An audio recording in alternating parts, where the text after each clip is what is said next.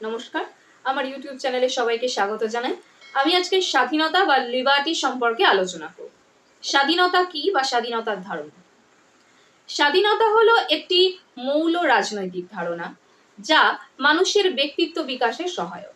অর্থাৎ স্বাধীনতা বলতে নিয়ন্ত্রণবিহীনভাবে কোনো কিছু করার অধিকারকে বোঝায়। স্বাধীনতা বলতে এমন একটি পরিবেশকে বোঝায় যা ব্যক্তির ব্যক্তিত্ব বিকাশে সহায়ক হবে। তাহলে এমন একটি পরিবেশ সংরক্ষণ যেখানে ব্যক্তি পূর্ণভাবে নিজেকে বিকশিত করতে পারবে। তাহলে ব্যক্তির ব্যক্তিত্ব বিকাশের সহায়ক যে ধারণা তাকে বলা হয় স্বাধীনতা। এই স্বাধীনতা শব্দটির সর্বপ্রথম উদ্ভব ঘটেছিল এথেন্সে। এথেন্সবাসীরা তখন স্বাধীনতা এই শব্দটিকে এথেন্সীয় স্বাধীনতা বলে অভিহিত করেছিল। এথেন্সবাসীর মনে স্বাধীনতা বলতে বোঝায় সম্প্রদায়গত এবং ব্যক্তিগত স্বাধীনতা উভয়কেই তারা বুঝিয়েছে। এই স্বাধীনতা শব্দটি ল্যাটিন শব্দ লিবার থেকে এসেছে, যার অর্থ মুক্ত বা স্বাধীন। অবশ্য স্বাধীনতা শব্দটি ফ্রিডম শব্দটিকেও বোঝানো হয়। ফ্রিডম অর্থাৎ স্বাধীনতা।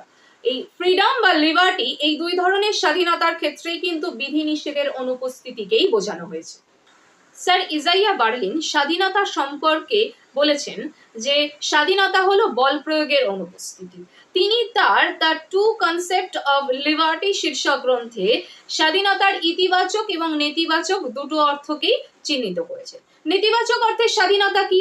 নেতিবাচক অর্থে স্বাধীনতা হলো সর্বপ্রকার নিয়ন্ত্রণের অবসান।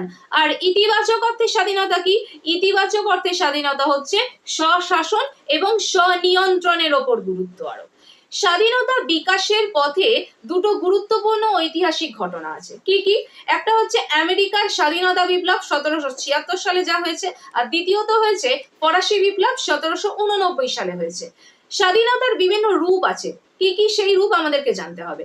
স্বাভাবিক স্বাধীনতা, সামাজিক স্বাধীনতা, নৈতিক স্বাধীনতা, জাতীয় স্বাধীনতা, আন্তর্জাতিক স্বাধীনতা, অর্থনৈতিক স্বাধীনতা, আইনগত স্বাধীনতা, পৌর স্বাধীনতা।